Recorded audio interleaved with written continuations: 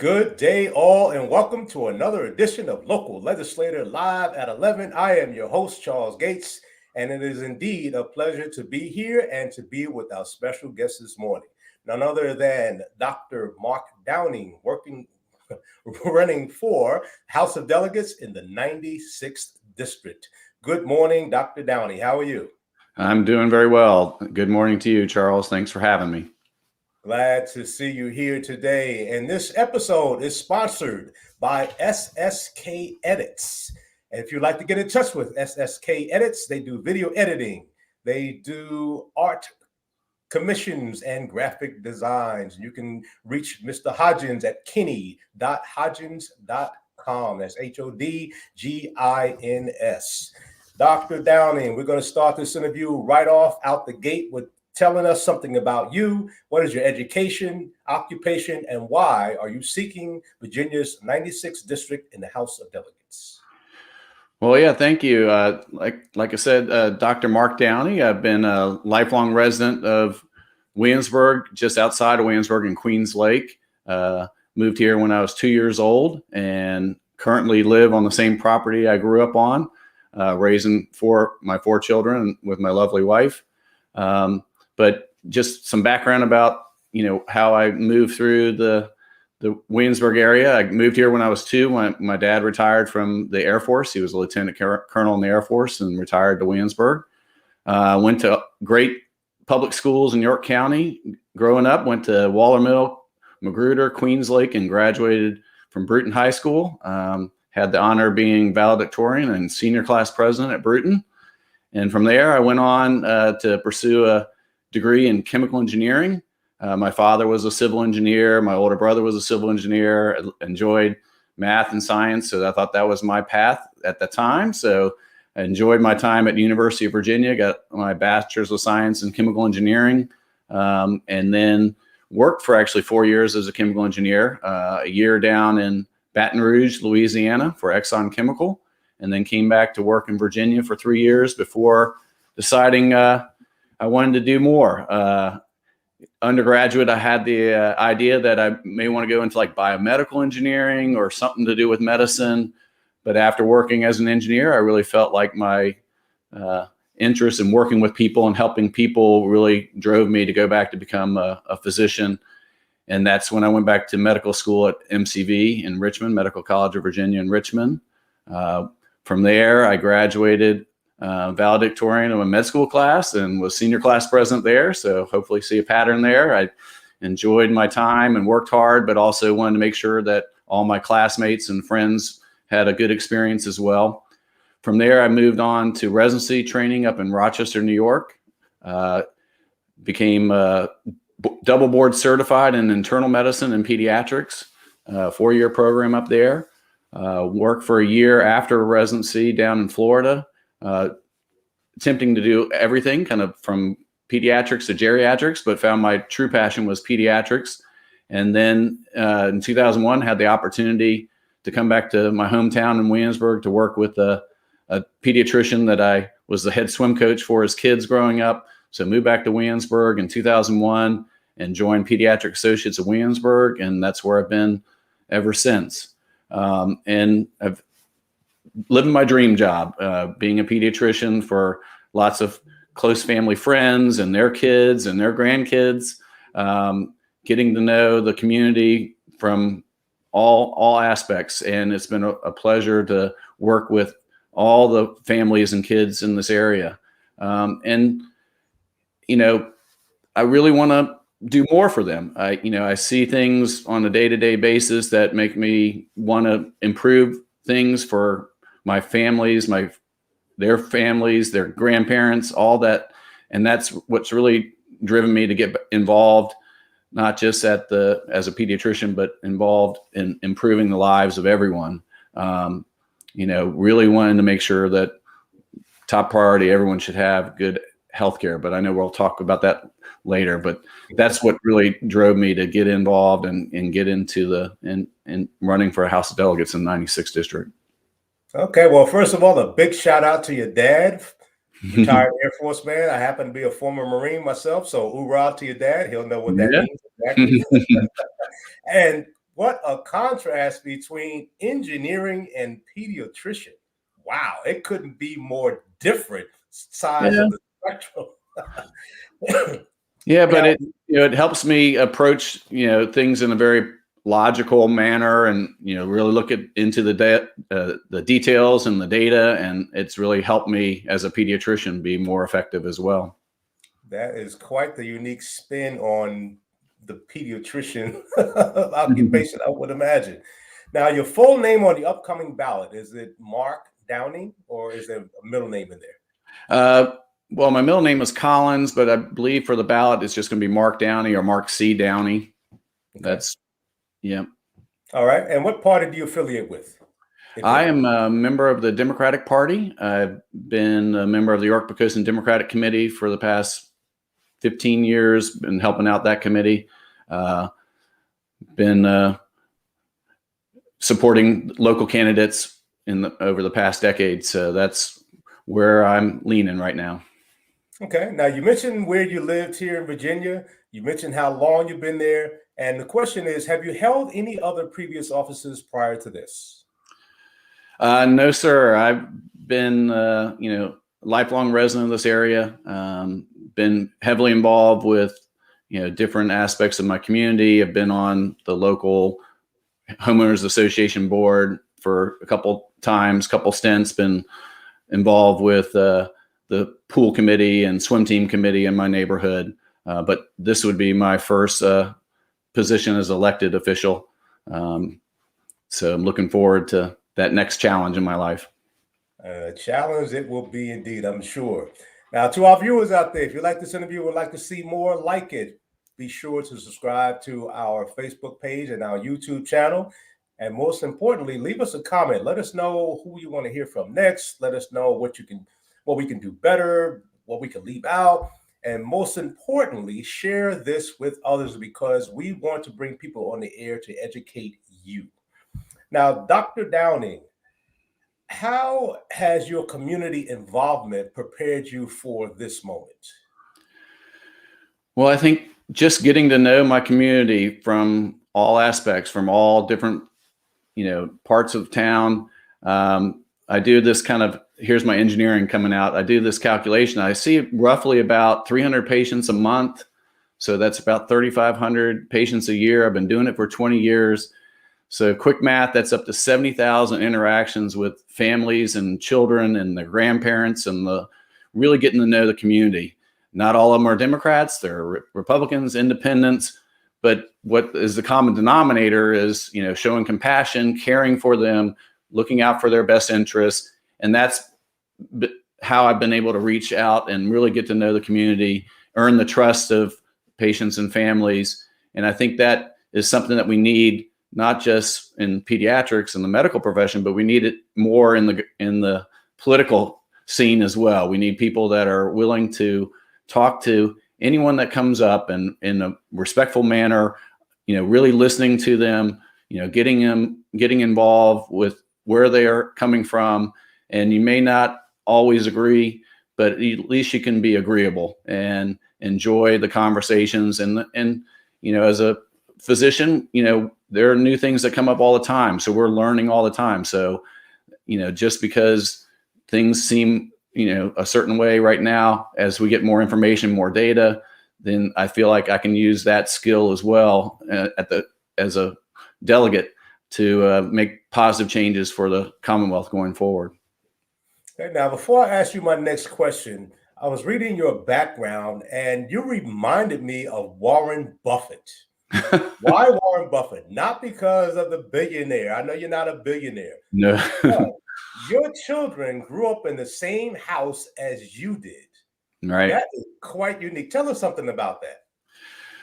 Well, growing up here, I was the youngest of six. So I got, lots of older brothers and sisters that really kept me involved with the community of Queens Lake. It's kind of back from the 50s. We have Queens Lake Day, where people get together every year to celebrate the neighborhood and celebrate each other. It was a great place to grow up as a kid.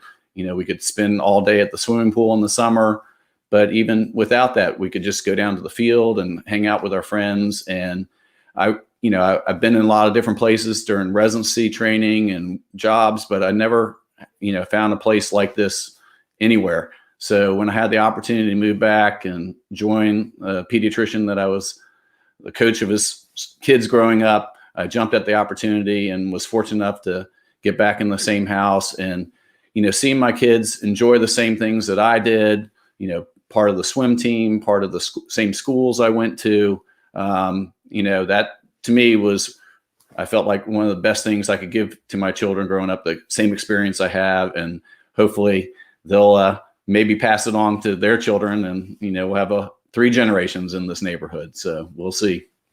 That is quite the unique story indeed. I know you weren't expecting that question, but I just No, had no. to ask because you don't hear it too often.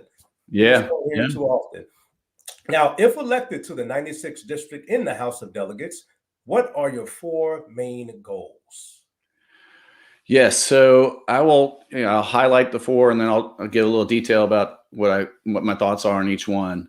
Obviously, healthcare is one of my top priorities. Get in there and work on improving access to healthcare. Make sure every Virginian has quality healthcare, mental health care, and involved with that. 2 is education, early childhood education, but all the way through to vocational education, increasing opportunities for kids. Kind of the foundation of, what sets them off on a good path.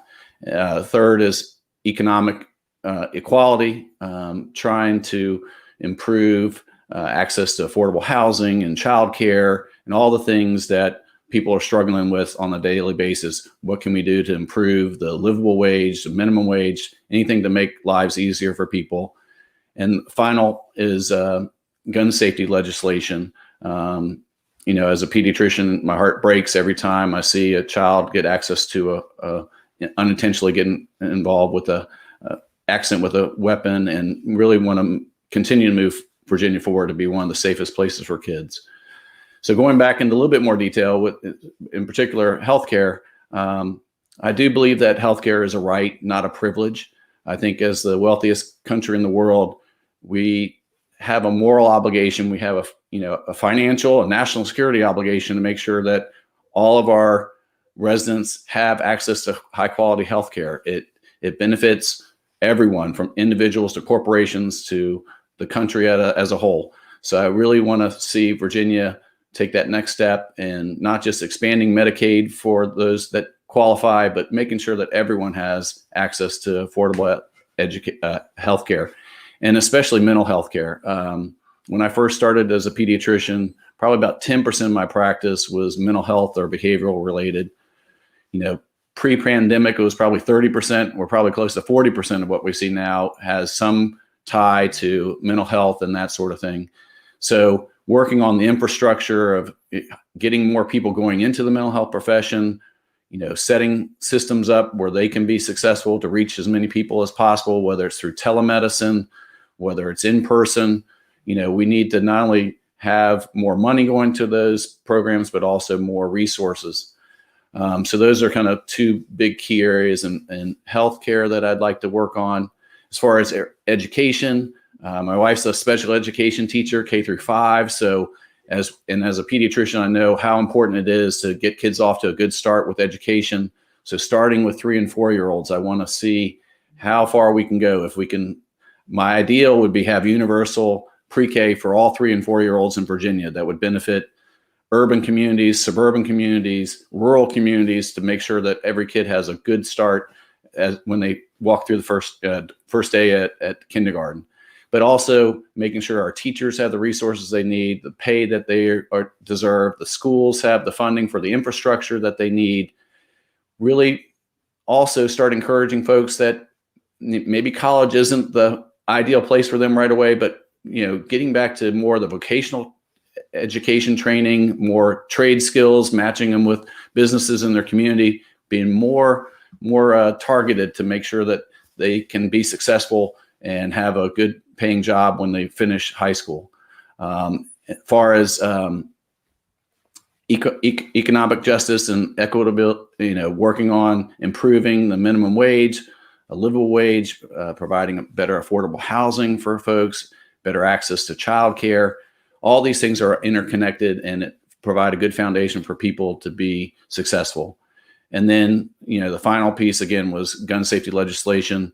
We've made some improvements in the last couple of years, but there's still room to make sure that, our Commonwealth is safe and that people have the right to own their guns, but do it in a safe and effective, safe and meaningful care and responsibility having that weapon. So those are my 4 big ideas heading forward. I'm sure there'll be more that come up, but those are my ones I'm really passionate about. Okay, thank you for sharing. And for the benefit of our listeners and our viewers out there, for those who don't know, the House of Delegates consists of 14 different committees, which range everywhere from health and education to cybersecurity to general rules. Now, this is a question that I didn't tell you I was going to ask, but I only have one more, so I want to fit this in there because many people don't know what the House of Delegates does. They know about the Senate, they know about the City Council, School Board. Could you explain very briefly what is the House of Delegates and what are their responsibilities?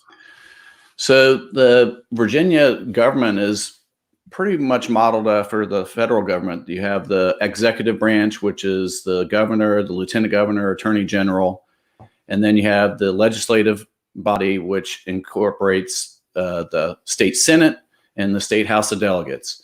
And similar to the national level, there's only 40 state senators that represent different areas of the state. And then the House of Delegates, there's 100 House delegates that represent smaller areas to be more in tune with their local community and listening to their constituents. So, the main job of House of Delegates and the Senate is to come up with legislation, proposed legislation, involved with regulating businesses in the Commonwealth. It's really, I think, more important, who your delegate is than your congressional representative, because a lot of things that the House of Delegates can directly impact your day-to-day life much more significantly and more immediate than at the federal level.